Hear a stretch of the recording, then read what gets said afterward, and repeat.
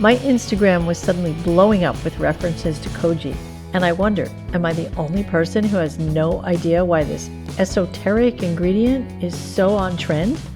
Lucky for me, I knew who to ask. We use green soybeans, the edamame. Ken Fornataro is the executive chef of Cultures Group, a laboratory and educational platform for all things related to Asian-style fermentation and microbial inoculation. From him, I learned that Koji is made from a fungus called Aspergillus oryzae, and this beloved microbe is the basis of almost every Asian sauce, seasoning, and sake. When grains, legumes, and even meat are inoculated with Koji spores, flavor magic happens. Ken uses Koji in all kinds of unusual and delicious recipes, and his research is contributing to a movement that is rediscovering the science and techniques that all but disappeared with the industrialization of food.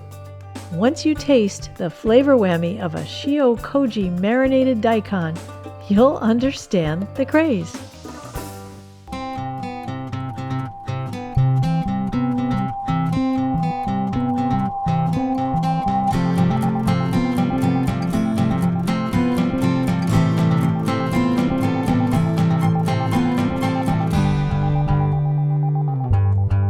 Ken and I go way back. We were college dorm mates. As a hungry freshman, I benefited from his insistence that I try many of his experiments. He's been testing, tasting, and teaching food culture for decades since. And now, he's going to share his knowledge with our audience. Thanks so much, Ken. Sure. So what are you going to show us today? Well, basically just how simple it is to use the microbes that are on and in food to create great tasting things that almost make themselves. If you create the right environment, you can make those ingredients perform for you. Without microbes or enzymes, we couldn't really digest anything, and it would probably taste pretty awful. Coffee, for example, is not great until it's fermented.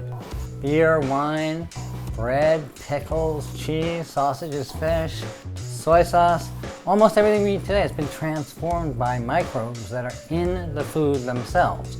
And all we have to do is encourage these things to come out. Any foods that are actually made with microbes are almost always functional foods. In other words, they have added nutritional and health benefits, including being easier to digest. So let's start with one of my favorites, Aspergillus oryzae, a microbe from a family with some pretty disreputable characters, but after thousands of years, we've learned how to use this specific microbe safely. And it allows us to avoid the bad guys at the same time. Rice Koji is one of the most versatile and popular kinds of Koji. You can buy ready-made dried rice Koji. Ken makes his own, using the rice at different stages of inoculation to create products that will enhance specific enzyme interactions with either proteins or sugars in every kind of food. We made two of the exact same things. This is rice Koji, and we added cooked glutinous rice or sweet rice. And to this one, the Shio Koji, after weighing it, we added 10% of okay, so this one has the salt, this is the sweet. That doesn't, right. And so when you add salt, the amylase enzymes and glucoamylase enzymes are basically broken down. And what gets emphasized is the protease enzymes. And what's the difference between the amylase enzymes and the protease enzymes? I'm a long way from high school biology, so you got to help me here. Basically, it's about sugars versus protein. Okay. All right? If you want to create umami, deliciousness flavor. Delicious flavor, you can use either one of them, but if you're using something that has a lot of protein in it, the way that you're going to create that is by breaking down those proteins into tiny little pieces called amino acids. One of the major organoleptic or sense things that you can create based on what you grow this on and what spore you use are different smells. This smells very sweet. Yeah. And this one does not smell as sweet. It smells more sweet and sour. Yes, it almost smells like milk that's on the edge of spoiling but not spoiled. Is that a fair description. Depending on how much you use and how long you let it go, you can create tastes that would otherwise take you months and months and months to create. If I were, for example, going to create some dill pickles, right? Those look like they're ready. Right? These were made yesterday. Oh, you're kidding? No. Wow, look at that. And because of the enzymes, these are half-sour dill pickles. Wow, look at that. Right? Historically, in this country, most pickles were made with vinegar. The vinegar really kind of like wipes out a lot of different things and doesn't allow for the development of a whole range of different flavors. And one of the really important things about salting something down beforehand is something that's really crucial in fermentation and pickling and meat curing. It's basically one of the underlying principles of microbiology.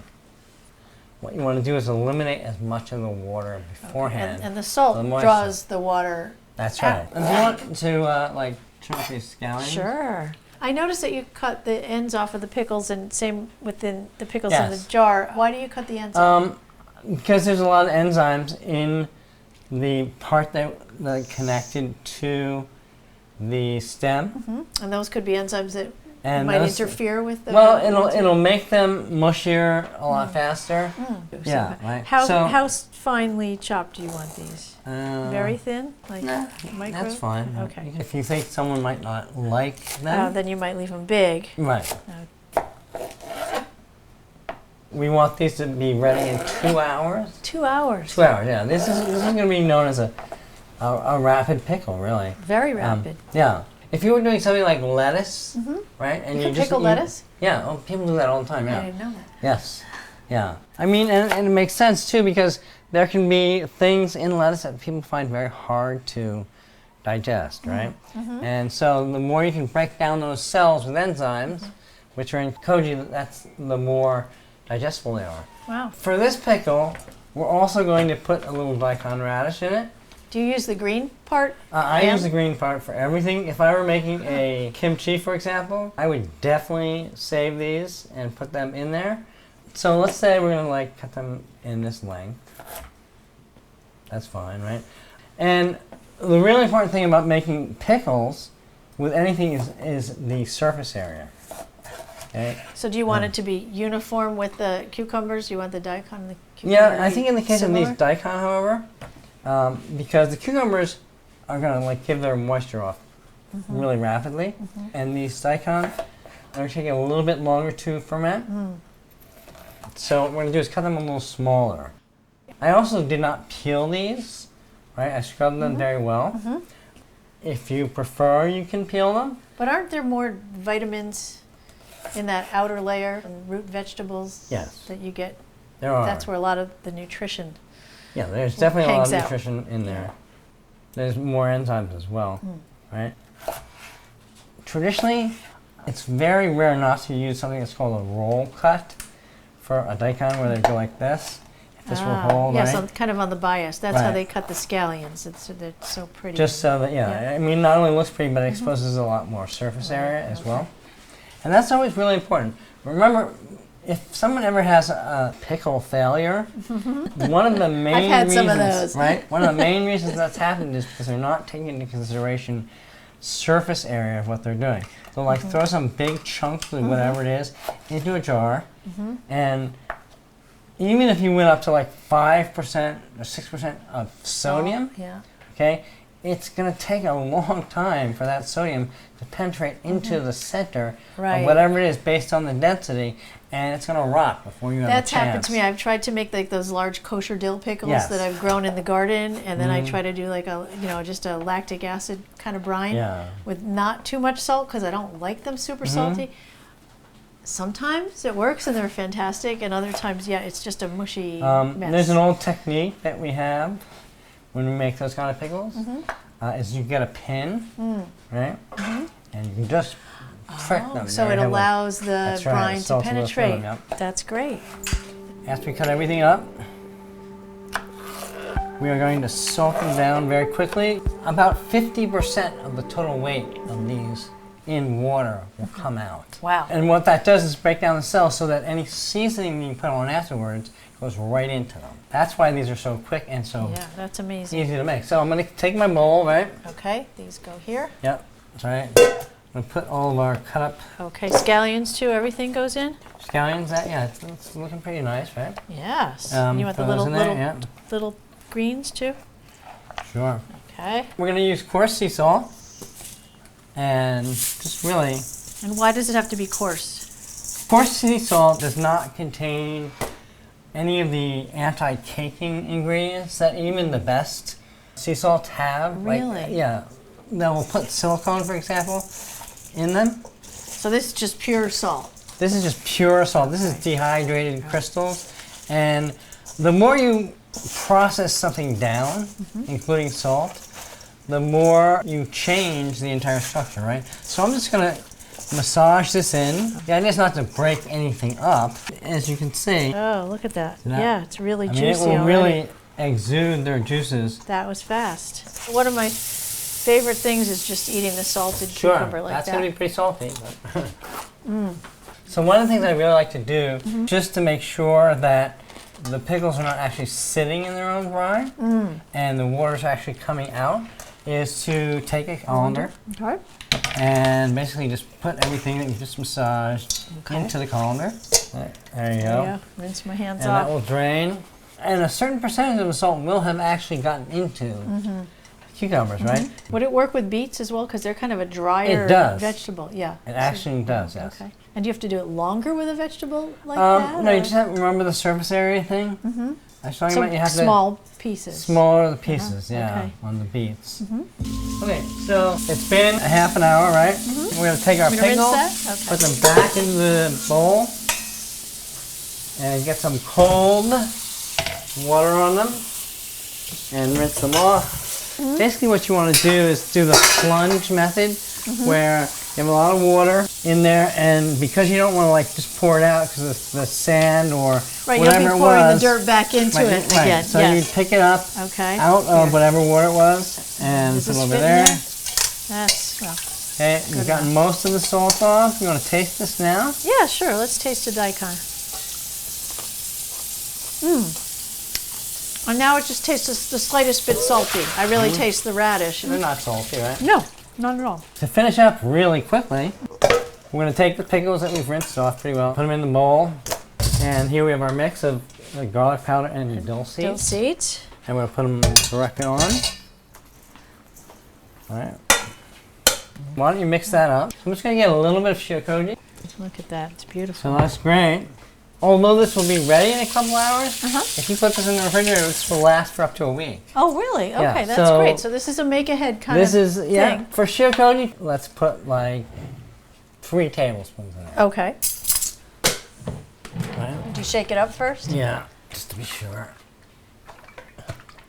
This is a little thinner than traditional shiokoji, just because I processed this in a Vitamix or blender last night. Oh, okay. And so I'm just going to do 1, 2, 3. Okay, and then do we mix it by hand again? Yep. Okay. You might now here's where the enzymes come in. Okay. All right. When you get to the shiokoji, remember I said that we created more proteases? Yes. Well, proteases can also break down your skin very easily, right? Okay. So we're going to use a slotted spoon then to mix this up so I don't burn my fingers. Right. Mix, mix, mix. Mix, mix, mix. So these will be ready to eat in 2 hours. 2 hours, okay. Right? And at that point, if they're not like spicy enough for you, you can grate some freshly ground pepper on them, black pepper. You could also, one of my favorite things to do is to actually squeeze some lemon juice on them. Oh, I don't Just think I've because ever you get done a that. really like punchy vitamin C kick to them as well. Okay, let's try the cucumber.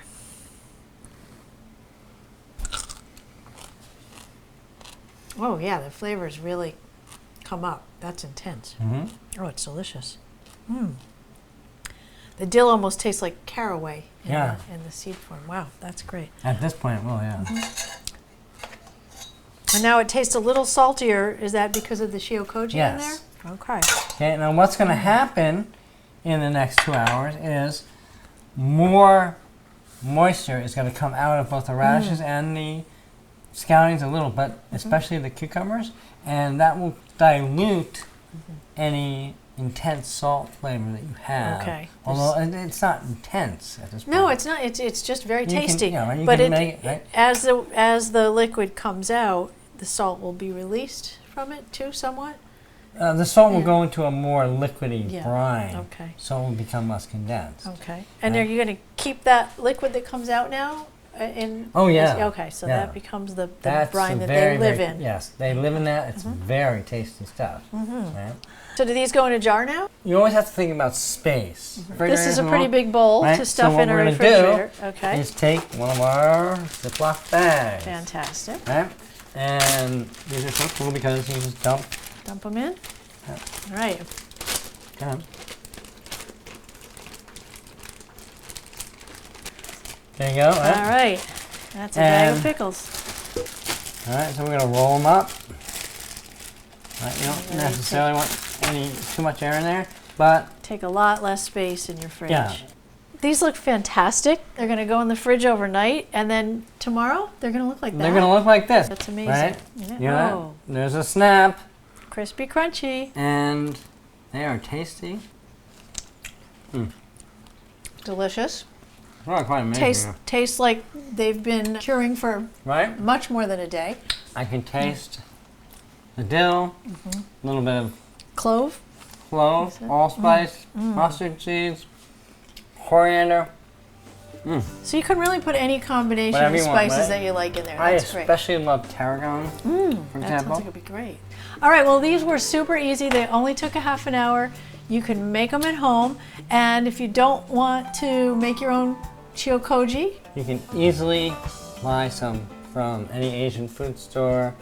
You can buy it online. And you can watch one of our other videos to learn how to make the koji and the shio-koji. We'll be doing a whole series of these. Right. That's a fast pickle. Right. Thank you so much, Chef Ken. Sure.